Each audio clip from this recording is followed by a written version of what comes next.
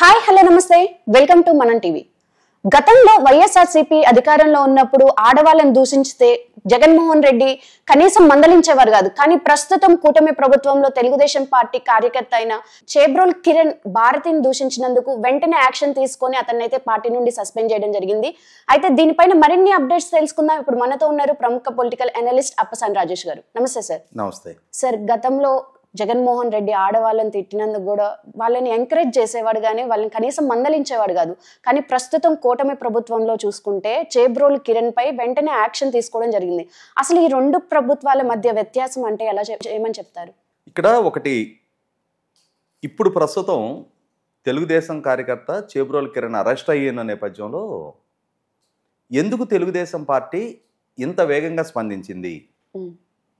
తెలుగుదేశం కార్యకర్త తమ రాజకీయ ప్రత్యర్థి అయిన భారతి గారిని దూషించిన అంశంలో వైసీపీ పార్టీయో వైసీపీ శ్రేణులో వైసీపీ సోషల్ మీడియానో స్పందించారంటే అర్థం ఉంది తప్ప తెలుగుదేశం నాయకత్వం ఇంత షార్ప్గా రియాక్ట్ అయ్యి తన పార్టీ నుంచి సస్పెండ్ చేస్తూ ప్రభుత్వ పరంగా తన మీద సుమోటోగా కేసు నమోదు చేసి అంత వేగంగా అరెస్ట్ చేసిన కారణం ఏంటి అని చెప్పని డెఫినెట్గా కొంత చర్చనీయాసం అవుతున్నది అయితే వాస్తవం. ఇక్కడ గమనించుకోవాల్సింది, తెలుగుదేశం పార్టీ వ్యవస్థాపకులు ఎన్టీ రామారావు గారు తెలుగుదేశం పార్టీ ఆవిర్భావం జరిగిన రోజే ఆయన చెప్పారు, ప్రజలే దేవుళ్ళు, సమాజమే దేవాలయం. అంటే తెలుగుదేశం పార్టీ సమాజం పట్ల బాధ్యతతో కలిగి ఉంటుంది, సమాజాన్ని ఒక దేవాలయంలాగా చూస్తుంది. అలాగే ఆయన ప్రతి మహిళని సంబోధించే సందర్భంలో నా తెలుగింటి ఆడపడుచులు అనేవాళ్ళు. వయసు అంతరాలు పరిగణలోకి తీసుకోకుండా రాష్ట్రంలో ఉన్న మహిళలు మొత్తం కూడా ఎన్టీ రామారావు గారిని అన్న అని చెప్పని ఓన్ చేసుకున్నారు. అలాగే ఎన్టీ రామారావు గారి కాలం నుంచి చంద్రబాబు నాయుడు గారి వరకు కూడా మహిళల విద్యకి తెలుగుదేశం పార్టీ ప్రాధాన్యత ఇచ్చింది. పార్లమెంటు ద్వారా చట్టం జరగడానికి 35 సంవత్సరాల ముందుగానే ఎన్టీ రామారావు గారి ద్వారా ఆంధ్రప్రదేశ్ రాష్ట్రంలో తండ్రి ఆస్తిలో ఆడబిడ్డలకు కూడా సమాన హక్కు కల్పించారు.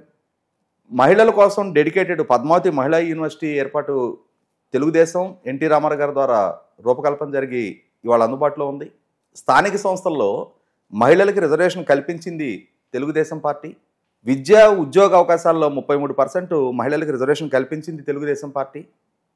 ఆఖరికి ఆర్టీసీ కండక్టర్లలో కూడా మహిళలకి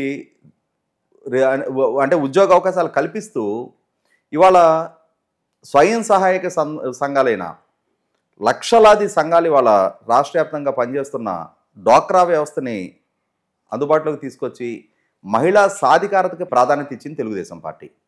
మరి అటువంటి తెలుగుదేశం పార్టీ మహిళల పట్ల అంత కన్సర్న్ వ్యక్తం చేసేటప్పుడు రాష్ట్రంలో ఉన్న ప్రతి మహిళని తమ ఇంటి ఆడపడుచులుగా పరిగణలోకి తీసుకొని వారి యోగక్షేమాల గురించి, వారి అభ్యున్నతి గురించి, వారి సాధికారత గురించి, వారిలో ఉన్న శక్తి సామర్థ్యాలు పురుషులతో సమానంగా పోటీపడి రాణించగలిగే అవకాశాలు కల్పించాలి అని చెప్పని పార్టీ పరంగా ప్రభుత్వ పరంగా కూడా ప్రయారిటీ ఇస్తూ వస్తున్నప్పుడు ఇవాళ తమ పార్టీకి సంబంధించిన సోషల్ మీడియా కార్యకర్త అయినా యూట్యూబర్ అయినా సరే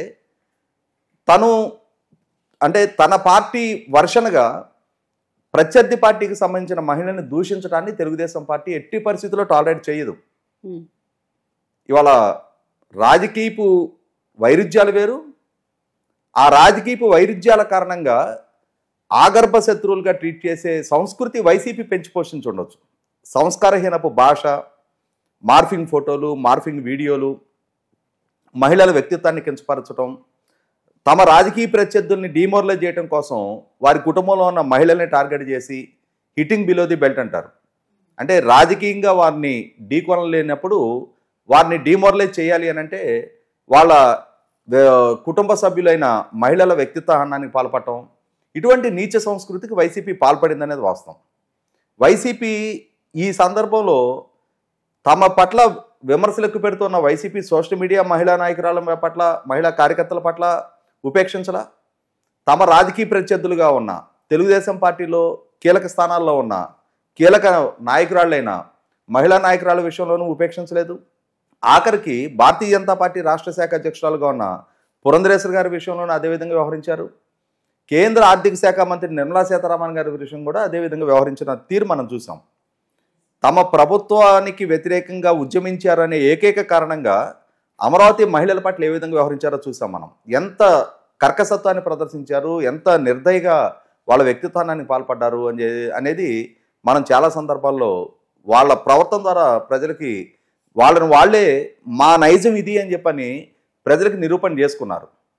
ఇటువంటి పరిస్థితుల్లో ప్రజల్లో కూడా వాళ్ళ పట్ల ఒక ఏహీభావం పెరిగింది కాబట్టి మొన్నటి ఎన్నికల్లో అటువంటి ఫలితాలు వాళ్ళకి దక్కాయి.